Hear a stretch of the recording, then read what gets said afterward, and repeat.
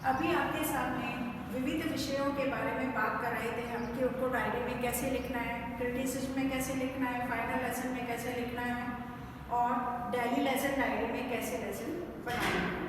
जब हम daily lesson में लेसन बनाते हैं तो दोनों साइड लिखते हैं और उसी में हमारे साथ में जो काम में ली जाने वाली टीचिंग एड होती है, जो यहाँ पर लिखी हुई है चार्ट, मॉडल इत्यादि, उनको खुलते हुए क्रम में हम लगाते हैं ताकि हमारा लिखा हुआ छिपे भी नहीं और काम आराम से हो जाए।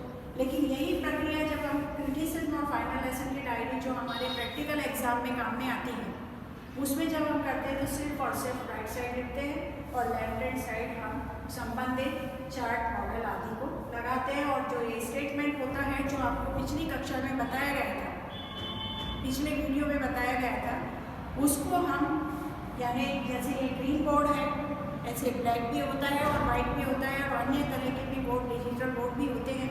उस हिसाब से हमें उस कॉलम में यानी बोर्ड वाले कॉलम में हमें इसको लगाना होता है और दूसरी साइड उसको पेस्ट भी करना होता है। अब इसी प्रक्रिया को आगे बढ़ाते हुए अब आपको सर बता रहे हैं कि आगे हम जब स्टेटमेंट लिख चुके होते हैं तो उस स्टेटमेंट में से कुछ कॉलेजेस में क्या करते हैं, बच्चे अपने मन से या कैसे करते हैं ये पता नहीं, 2 या 1 प्रश्न बनाकर छोड़ देते हैं। लेकिन वास्तविकता क्या होती है कि वो जो स्टेटमेंट है उससे पहले वाले प्रश्न तो सिर्फ टॉपिक तक लेकर जाते हैं जिन्हें हम विकासात्मक बोलते हैं, लेकिन उसके बाद में जो स्टेटमेंट लिखा जाता है उसको बच्चों ने समझा या नहीं समझा, इसकी जांच के लिए हम बोध प्रश्न बनाते हैं। अब इसके आगे काम कैसे लिखना है, कैसे समझना है, सर बता रहे हैं, बताइए।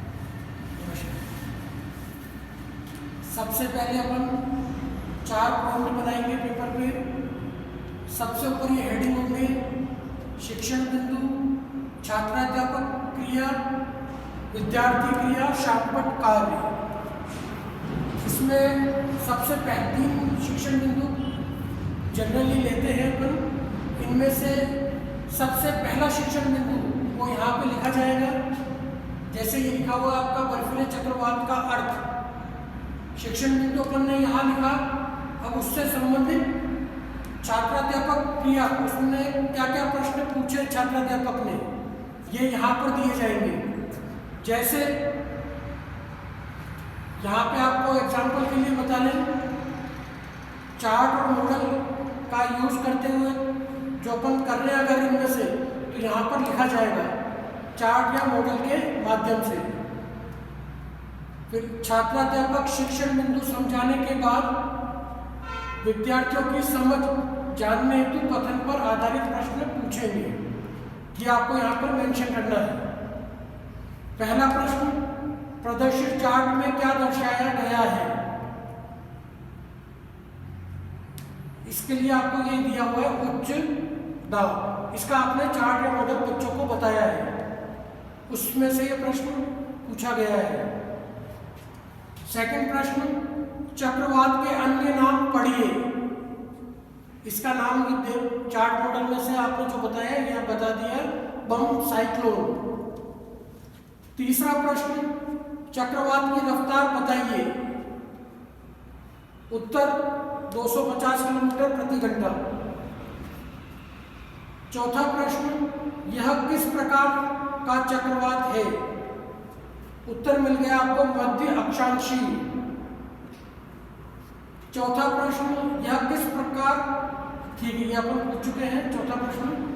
पांचवा प्रश्न, बर्फीले चक्रवात के केंद्र में किस प्रकार का वायुदाब होता है? उत्तर निम्न वायुदाब।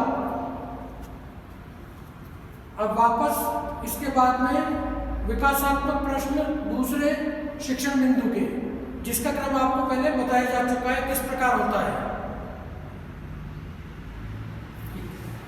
इसी क्रम से आपको जब अभी सर ने बताया, यह जैसे अपन ने पहला पॉइंट लिखा ना, ऐसे ही दूसरा भी लिखना है और तीसरा भी लिखना है। किसी टॉपिक में हमारे 2 ही पॉइंट बन पाते हैं तो कोई दिक्कत नहीं है, लेकिन जब हम उसका पैराग्राफ राइटिंग यानी स्टेटमेंट और उससे संबंधित प्रश्नों की संख्या अगर बढ़ा देंगे तो कम से कम जो 30-35 या 40-45 मिनट का जो हमारा पीरियड होता है वो कवर हो जाता है अगर हमारे पॉइंट 2 ही रह जाते हैं। लेकिन ज़्यादातर हमें 3 पॉइंट में इसको विभाजित करना अनिवार्य होता है। ये सभी विषयों में समान रूप से विभाजित किया जाता है, जिसका क्रम यही रहता है: विकासात्मक प्रश्न, छात्र अध्यापक या अध्यापिका कथन, फिर है बोर्ड प्रश्न, जो अभी आपको यहाँ पर एग्जाम्पल के रूप में बताए गए हैं। यहाँ पर आने के बाद हमारा पार्ट खत्म हो जाता है और यहाँ पर ये लाइन लग करके और ये चैप्टर क्लोज हो जाता है। इसके बाद हमारे यहाँ पर एक प्रक्रिया और चलती है जो प्राय विद्यालयों महाविद्यालयों में प्रचलित है। कुछ लोग इसको यहाँ पर लिखवा देते हैं, जैसे स्टेटमेंट को। यहाँ पर तो एक प्रश्न है जो पिछले वीडियो में आपको बताया था, ये स्टेटमेंट, ठीक है। इस स्टेटमेंट को इस प्रक्रिया के बाद में वापस से लिखवाते हैं। तीनों पॉइंट है तो तीनों, दोनों पॉइंट है तो दोनों, वो आपके राइट साइड लिखे होते हैं। फिर इन्हीं से संबंधित जो प्रश्न आपने बोध प्रश्न पूछे हैं, उन्हीं प्रश्नों से संबंधित यानी 3 पॉइंट है तो कम से कम 5 प्रश्न होने चाहिए, जिन्हें पुनरावृत्ति होना है। आवृत्ति यानी दोहरान, दोहरान का नाम दे करके वो 5 प्रश्न लिखे जाते हैं। इन 5 प्रश्नों को लिखने के पश्चात जो आपके विषयों से संबंधित होते हैं, फिर हमारा अगला स्टेप होता है, जैसे ये 3 पॉइंट लिखे हैं, उसके बाद होता है पुनरावृत्ति प्रश्नों के बाद पहले वह शांपट सार के पॉइंट्स के बाद में पुनरावृत्ति प्रश्न, पुनरावृत्ति प्रश्नों के बाद में मूल्यांकन प्रश्न। अब वो मूल्यांकन प्रश्न कैसे लिखने होते हैं वो आपको सर बताएंगे। मूल्यांकन प्रश्न के अंतर्गत सभी तरह के प्रश्न आ जाने चाहिए।